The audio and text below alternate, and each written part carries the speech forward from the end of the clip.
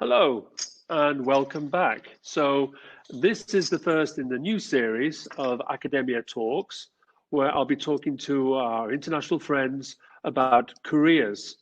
Um, Not always the careers you might be thinking about, and that's why today we're starting off with this rather particular career direction about the performing arts and, importantly, the newness of the leadership of the performing arts. And we'll probably unpick during the conversation why this is interesting for academia and why is it interesting for the world, what we're doing with this kind of discussion. So it's a pleasure to introduce you today to Paolo Petrocelli, an important figure in the performing arts and leadership. And we'll be discussing with him various subjects that we've already outlined. And I think you probably read that in your in the brief, and that's why you're with us here today. Don't forget on Monday, we'll have another talk as well, and then another following talk again on the 10th. But I'll be reminding you that on the follow-up at the end of the talk. So, Paolo, would you like to join me, please? Go, there you are. Here we are. Hi, Hadrian. Hi, how are you? Hi, I'm great, thank you. So today you're in Milan. I'm in Rome, actually. Oh, you're in Rome? Oh, okay. I'm in Rome. Yeah. Okay. Well, I'm in Rome as well. So hello from Rome to everybody. So, Paolo, could we just start about talking about your career path and how you have evolved as a professional, perhaps? Because I think that's always interesting rather than talking about who you are, if you explain actually how you have evolved as a professional. Absolutely, absolutely. Well, first of all, thank you for having me, and it's a pleasure to talk with you, Adrian, and reach out with friends and colleagues of the academia. So about my career, where it's kind of, unique journey that I think is kind of similar but different for every artist, every musician, if you want, every professional coming from the performing arts sector. Why? Because there are no guidelines to build up a career in the performing arts sector, and if you want, in the creative industry in general. So I'm 36 years old. I'm based in Rome. I was born in Rome. So I started my journey here in Italy, where, of course, we're always constantly exposed to art, culture, and music, but at the same time, we are struggling all the time to transform our passion and our love for art and culture in a professional career. So briefly, my journey started with a very, very focused education. I started playing the violin when I was very, very young. I was 6, 7 years old. And because of the love for music, I entered in this very, very intense education training. So I studied the Conservatory of Music here in Rome. Later on, I joined the university where I studied musicology. So my interest was actually to approach music from different angles, from the performance angle and from the more analytical and so musicological aspect.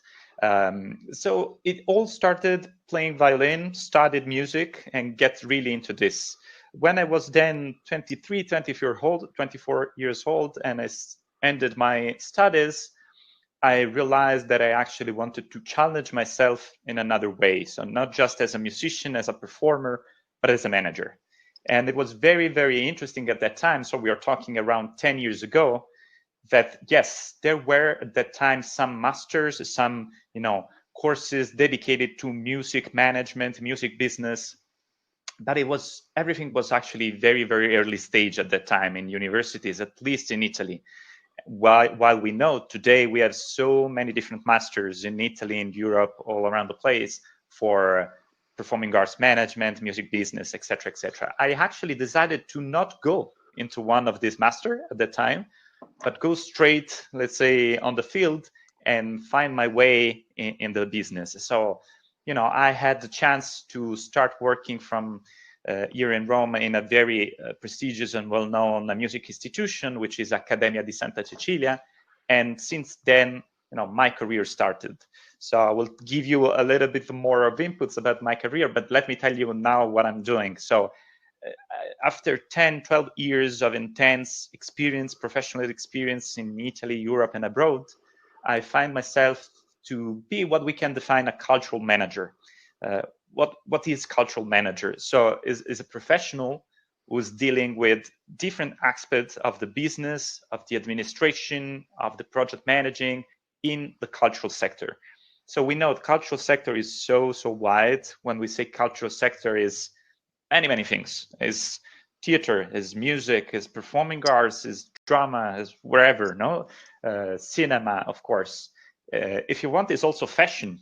We know that now we can define fashion as one of the very important extension of culture. So being a cultural manager means a lot of things. That's why it's so important to find your own way, your own specialization, and develop very specific skills that make you a unique manager and professional in a very specific sector. I particularly like what you're saying about uniqueness, because there is no straight path to a career. I can say that for myself, and it's certainly true also in all fashion careers.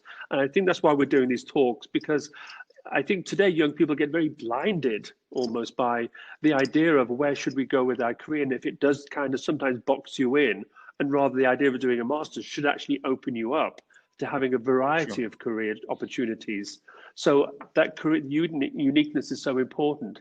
But becoming a cultural leader, do you need that specialism and that passion at the beginning, or can you be generally interested in culture and knowledge? I mean, you're a violinist and musician. Our spectators might have different kind of interests. Do you need to be pinned down to one area? Right. I believe that, of course, being a leader in a field, in wherever field, means to be a point of reference, be someone that can guide, a movement, if you want, of people, a group, a community of colleagues, professionals, artists, etc. So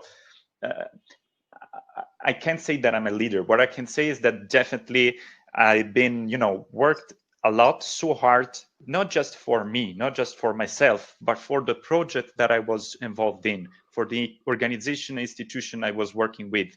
Definitely, I also felt the need to build completely new project, and I actually created some new organizations, new platforms. So definitely, I always, and I'm still definitely want to share my journey, my professional journey, with a lot of people. And this comes kind of easy when you talk about cultural projects, artistic projects, because yes, you can have a solo career, but this is true maybe for a singer, this is true maybe for a fashion designer, but we know in order to become a soloist, first you need to really make an excellent teamwork. No, you have to be part of a team, you have to be part of an organization, and then year after year, you can escalate and you become more experienced, more able to be the leader in terms of the one who empower the team, empower the overall organization. So when we say cultural leader, I believe that it's actually a very nice definition,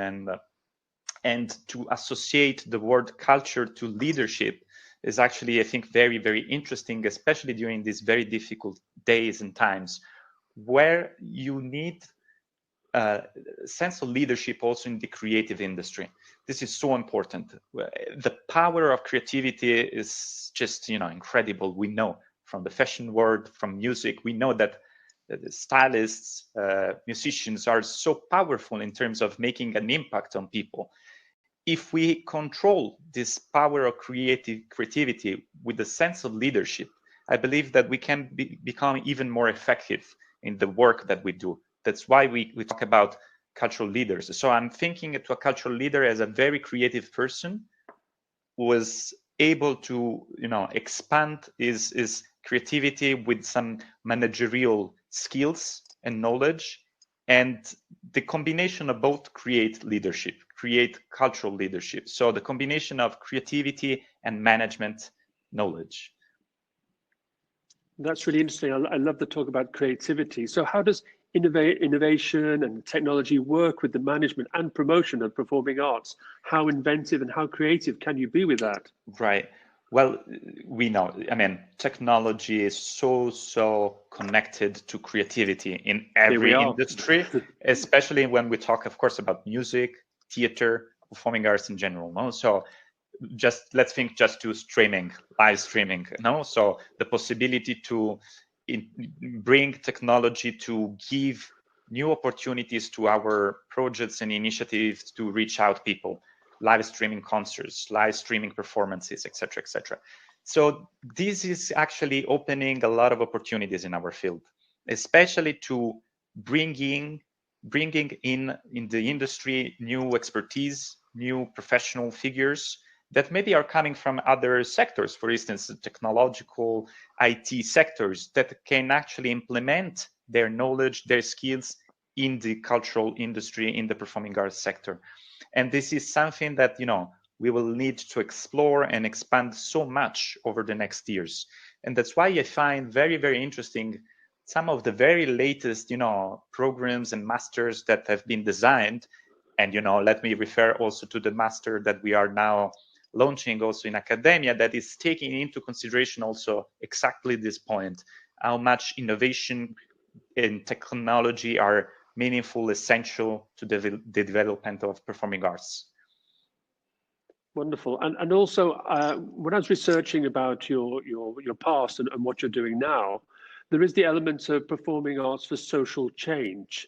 Obviously, that rings a bell with me for sustainability and the circular economy that also has a social element to it. So could you expand on that? And what's your vision for the project and the bigger vision, perhaps? Right.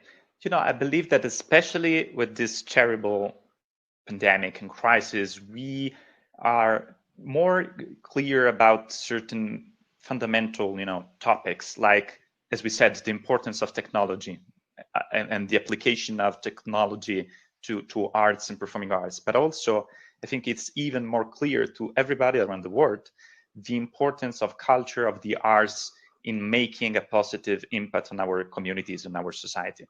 And this is exactly the social mission, what I like to define, the social mission of arts, of performing arts.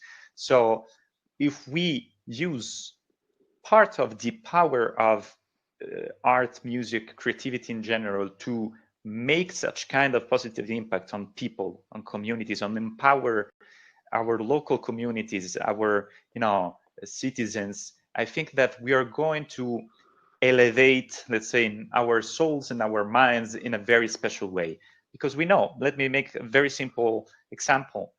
When you have a song that is talking about, universal messages, peace, love, we know that sometimes a song is much, much more powerful than millions of words of speeches from politicians or wherever, no? So it's very important, and we used to define this action as cultural diplomacy, music diplomacy. So the ability that the cultural languages have to transfer these very, very important messages, these universal values.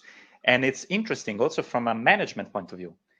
If you can really build up projects that have this quality, this direction of making a social impact, you're going to open an entire new possibilities, even from the job perspective, because you will have professionals, artists, managers that are working more and more with the clear awareness of the importance of sustainability, the importance of respecting the very basic human rights, equal opportunities, etc., etc., etc. And this all awareness is actually, I believe, regenerating now in all the artistic community around the world. We over the last few years, from the cinema industry to the music industry, we listen many artists, many organizations that talk more and more about rights, about racism, about the protection of the environment, etc., etc. We are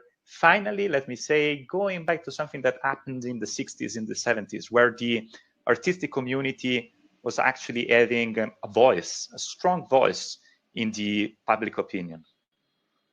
I love it. You sound like an old hippie in the nice way. Well, this is my roots, where my roots are. I think that's great. Do you have any actual examples of things that your projects you're working on? Yeah, well, many, let me tell you, I've been working a lot on cultural diplomacy and music diplomacy, and especially I love to facilitate interactions between artists, professionals coming from different regions of the world. It seems banal, and we know that we are very used to this. Who works in the fashion industry, in the music industry, we are used to interact, talk, collaborate all the time with people coming from so many different cultural backgrounds, religions, wherever, no? But still, I realized that there is such a big gap, especially in the new generations. Yeah, maybe they are much more exposed thanks to social media, thanks to the fact that you can travel, not now, but hopefully very soon, again, a lot. So you can actually interact constantly with people from many different parts of the world. But this is something different from understanding, discovering the culture, and actually collaborate with them also on a cultural level. So exchanging, values, exchanges, principles, and build up also something new, which is the combination of different cultural perspectives. So we talk a lot about globalization, but actually there is still a lot to do in terms of creating a positive and vibrant global culture.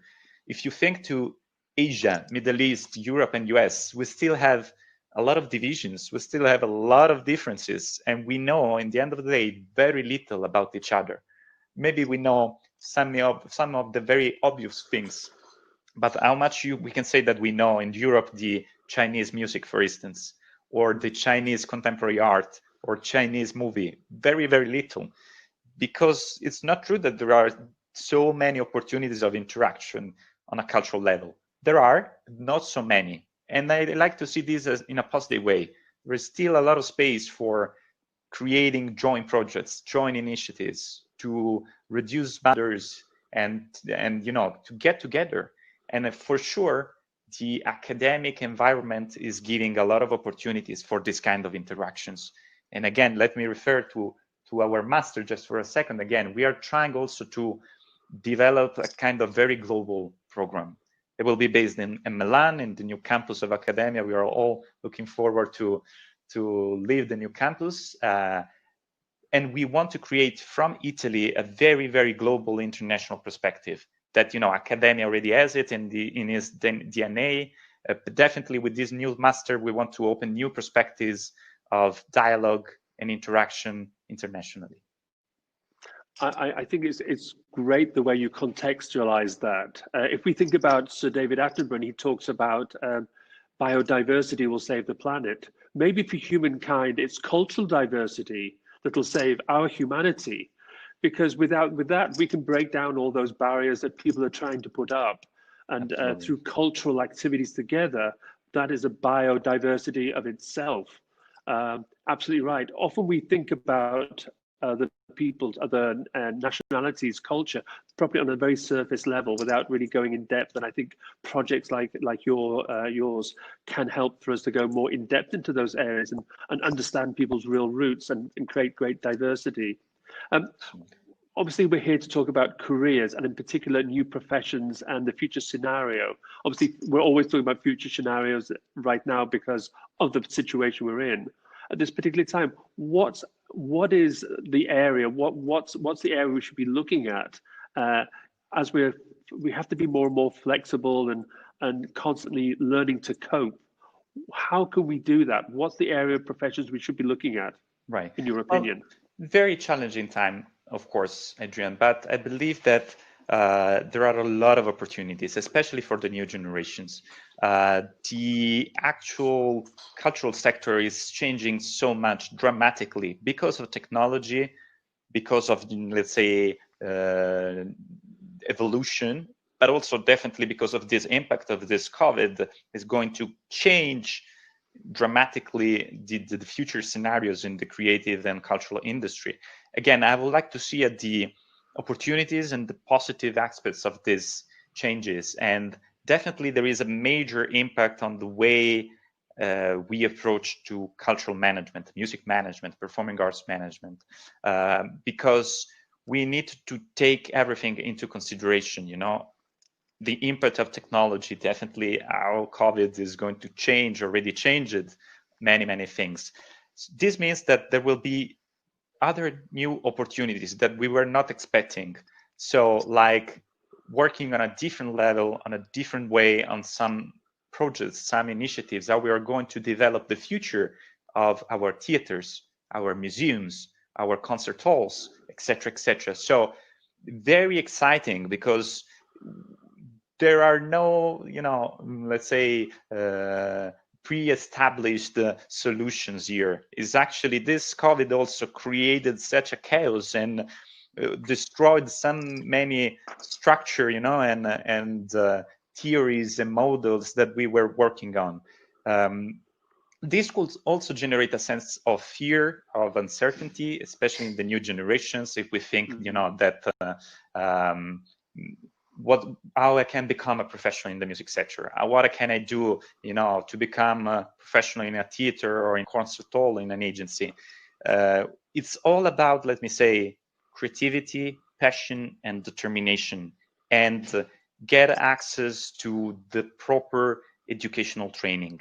And this is so important. Education is going to be more and more crucial, because we need to get our new generation of professionals ready to manage this complexity of the world, and how you're going to face this complexity with knowledge, with skills, but most of all, with the very, very direction. We need to look at the future with the sense of hope and positivity. Yeah. I think it's really amazing. Now we're probably, I hope, on the verge of seeing a horizon, the situation improving.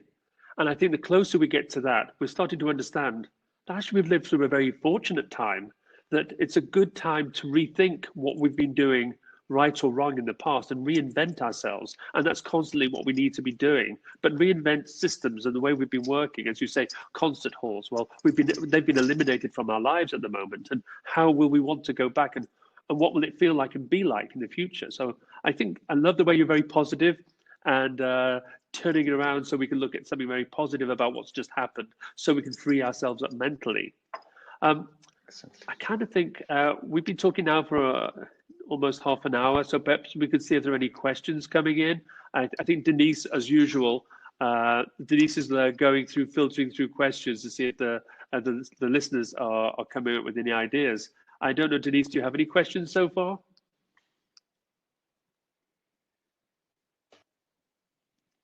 I think she's about to connect. No. Okay, we have nothing more from Denise for the moment, so perhaps we can carry on. I can put some more questions to you.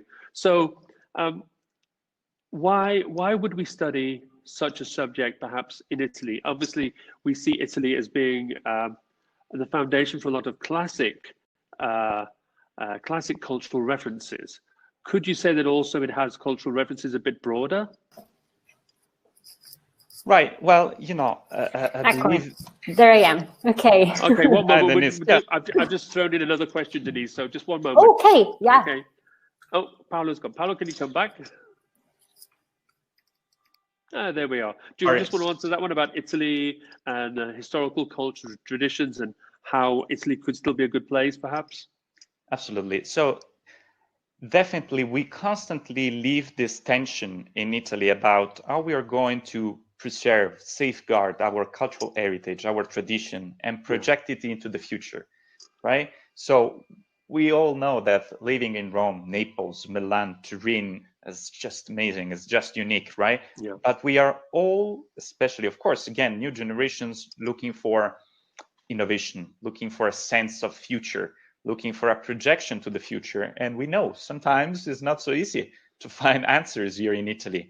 Yeah. Why? Because also, most simply, in the landscape of our cities, in the environment, you find a lot of references more to the past than to the future, right? And sometimes, it's funny when you listen, well, but in Dubai, it's happening this and that. Well, but in Tokyo, it's happening.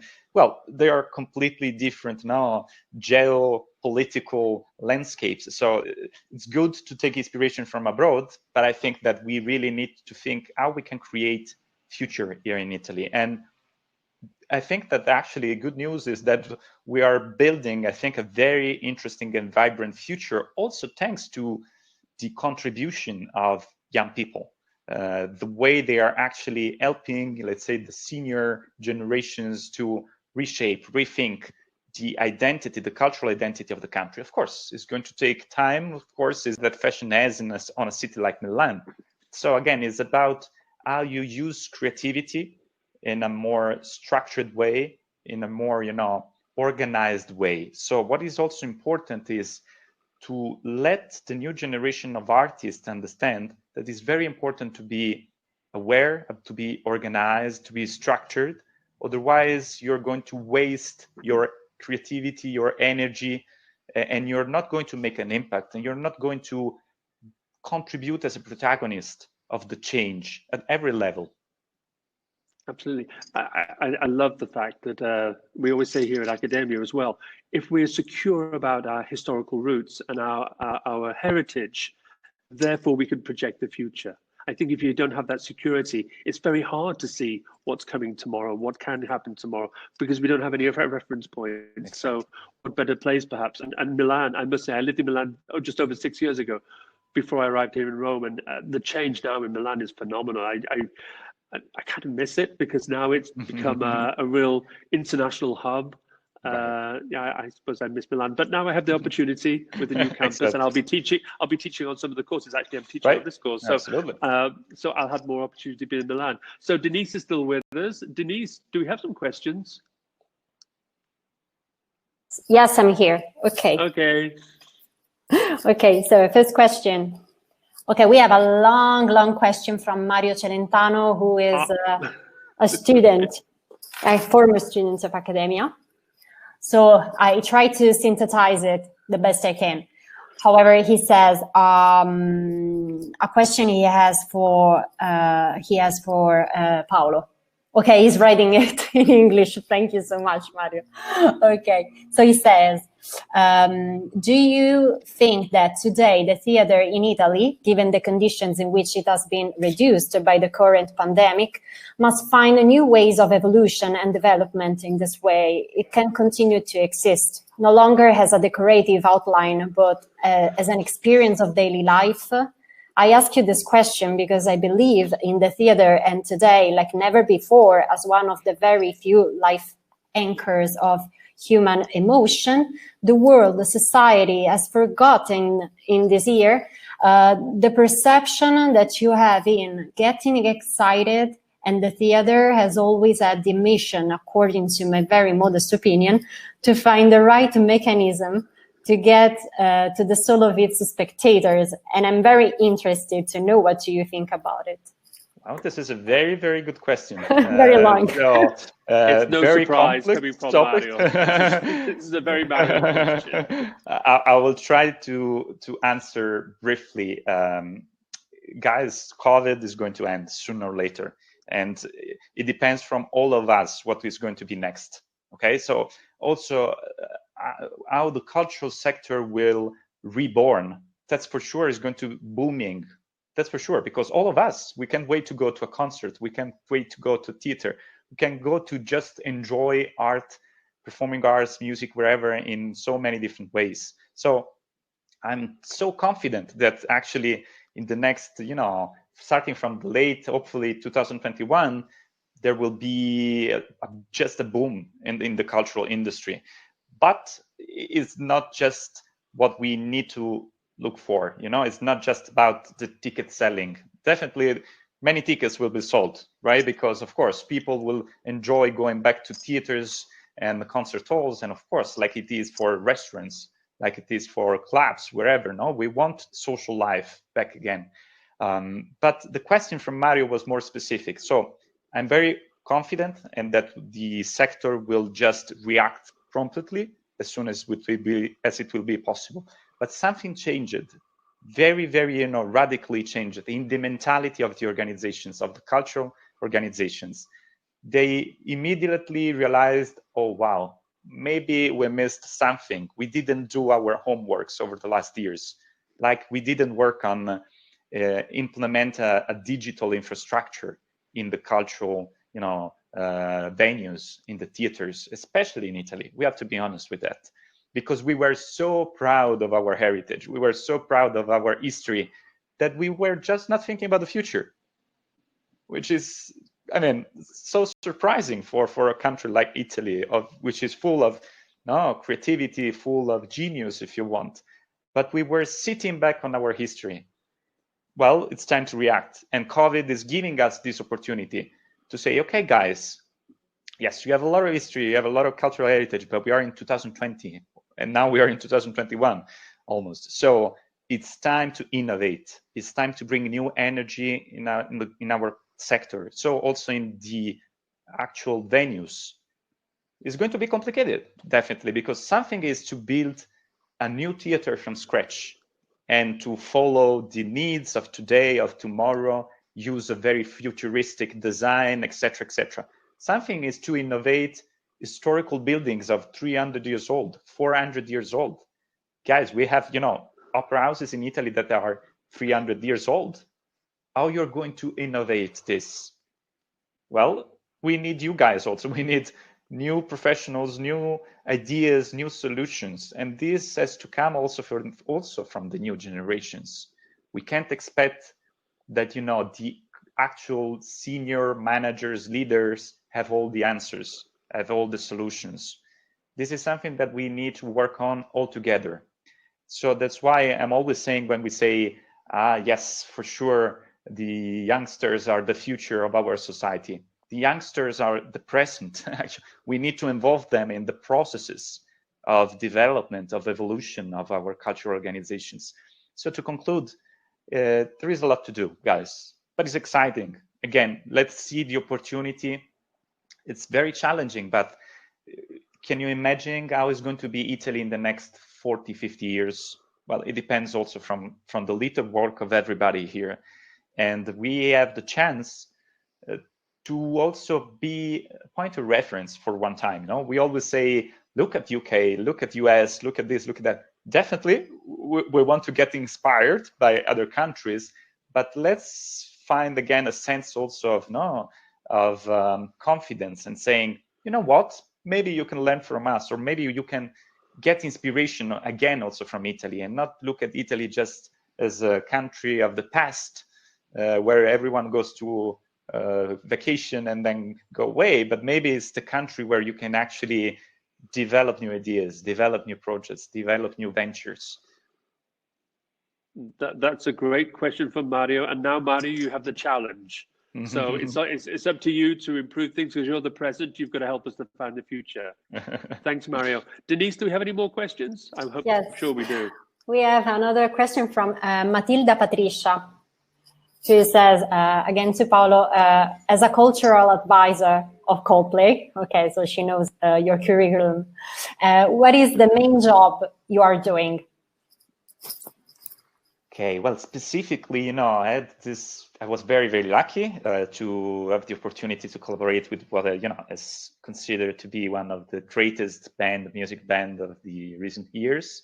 And they are fantastic, group of people, of artists, of creative minds. And my work with them was to give them a little bit more of guidance in directing their creativity in where they want to go. This is what we were saying before, sometimes artists, also the very, very top level artists, they need support.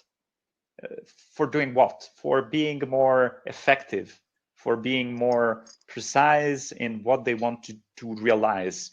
And this was, for me, of course, major opportunity, to help, even in a very little way, one of the major band. And specifically, guys, you know that Coldplay released the very last album was actually a very, let's say, global album. So they actually interact with different cultures, especially from the Middle East. And myself have been very active in the Middle East, so I give them some guidance in connecting with the key people, institutions, organizations in the Middle East.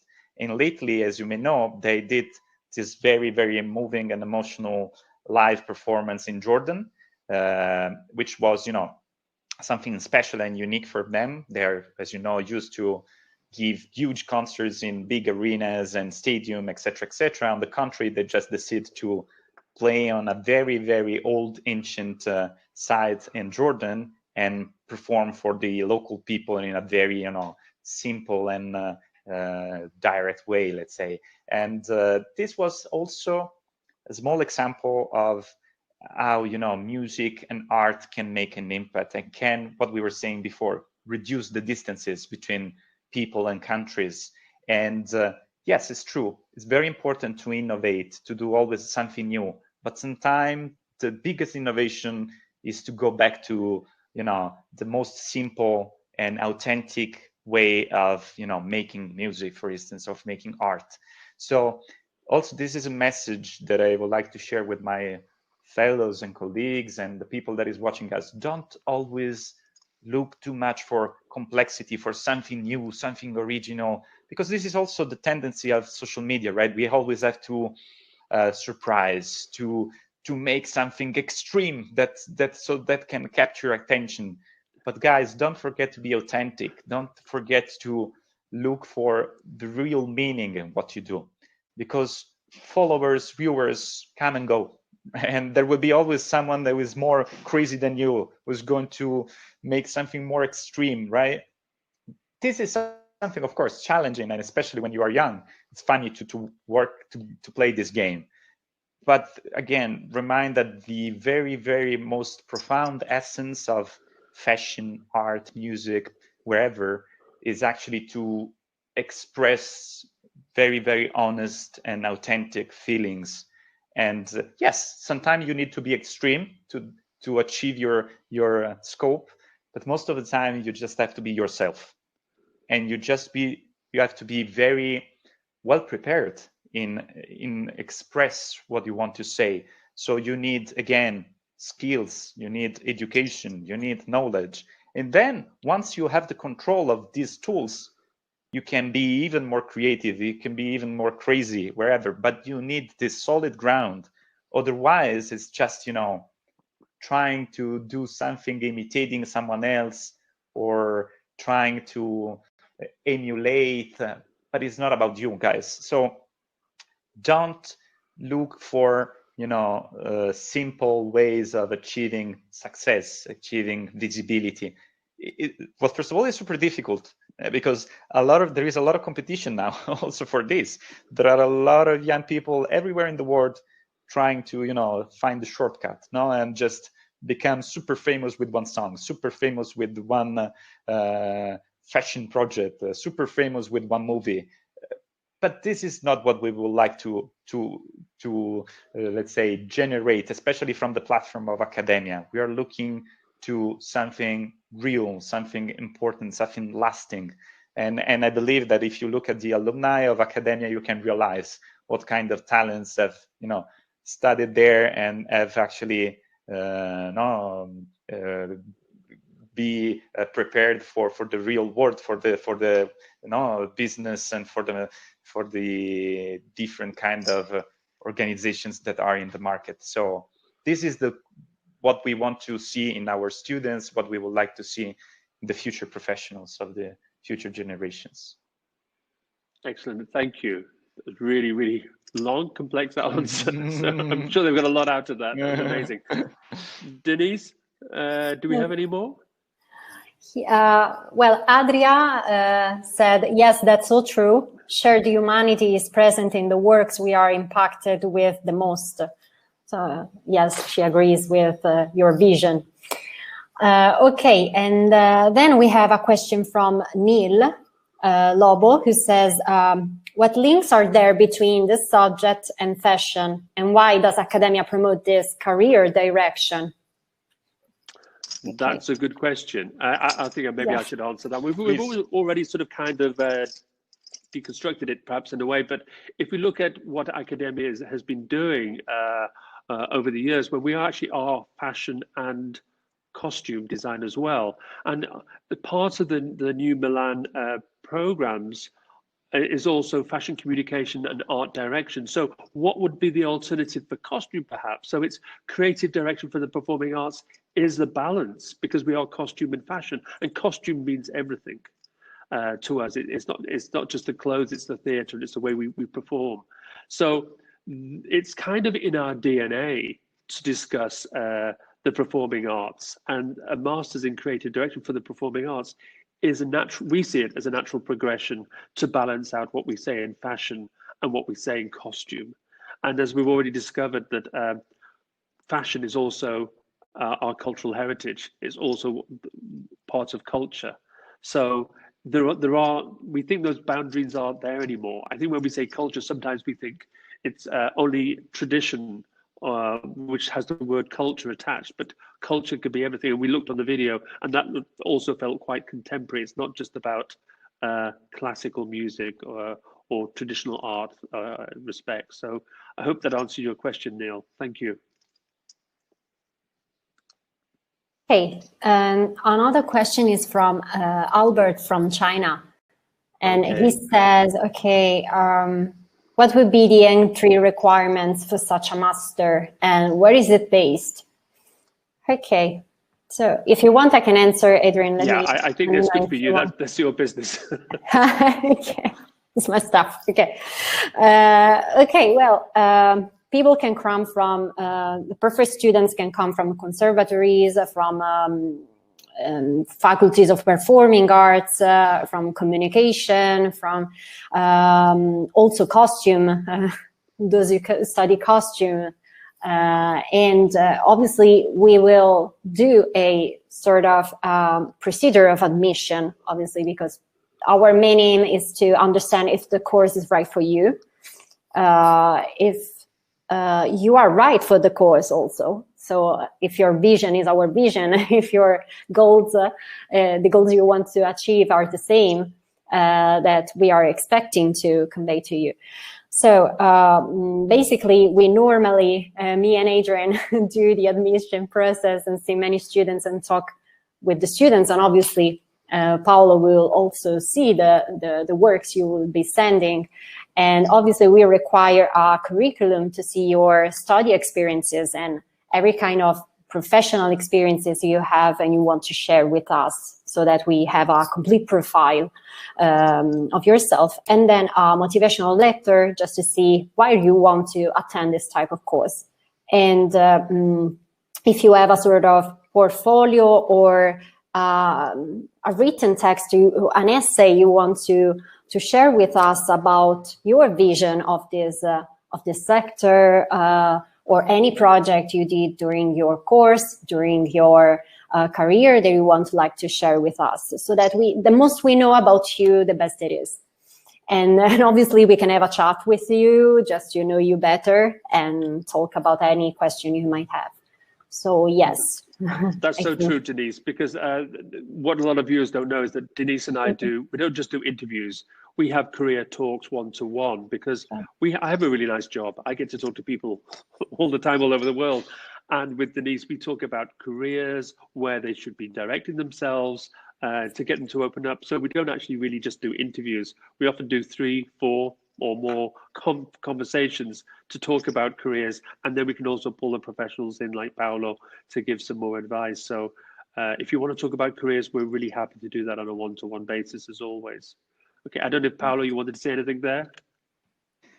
Well, I think, just we look for creativity, for passion. To be honest, we look for this. Definitely, of course, we need to see a little bit of, background. Of course, we need to see a little bit more of connection between the previous studies and what we are going to deliver. But I think that we are very open and we are very looking for talents and for passion and for determination and for positive energies, guys. In the end of the day, this is what we need. And then, of course, what we are going to offer with this master is an authentic experience. We want to transfer our know-how. We want to facilitate connections with our, field. We want to really give you insights, thanks also to the support of so many different professionals that we involved in our faculty, from musicians, producers, managers, scholars. We have really a faculty with so many different professionals involved. And I think that Milan is going to be just the perfect platform for this kind of master. Excellent, thank you. So Denise, we've been talking for quite a while. Do you think we've got time for any more questions, or should we be summing up now? I don't have any other questions for the moment. Okay. Well, Paolo, can I just say thank you so much? You're so good to talk to. Thank you, guys. So I really look forward to enjoyed seeing you. I look forward to seeing you face to face, and we can also talk more about the course together as well. So I would just like to remind the viewers about next week. Next week we will have actually 2 more conversations. The first on Monday the 7th with Sara Tozzani-Minor, senior editor for Vogue Italia and editor Vogue Talents. Most people might know her in the fashion industry, and we'll be talking careers with her, in particular talking about fashion communication as a career. And on Thursday the 10th, we'll be talking to Federico Bognoli, who's an environmental scientist and technologist, and we'll generally be talking about fashion sustainability, which is a huge subject, and Federico's got a lot to say. So I think Denise will probably use some technology on here so that you can sign up to at least the one with Sara already for Monday. Yes, the invite is showing up. Okay. Yep. Okay. The invite apparently is showing up. That's great. I love this technology. I don't know how it works. Maybe I need to do another master's. So we'll talk to you soon. And we'll keep talking about careers and the great future that's ahead for everybody. Okay. So thank you all for listening. Thank you again, Paolo. Thank you, guys. Thanks, Denise. Thank you, everybody. Okay. Bye. Ciao. Bye. Bye. Thank you. Bye.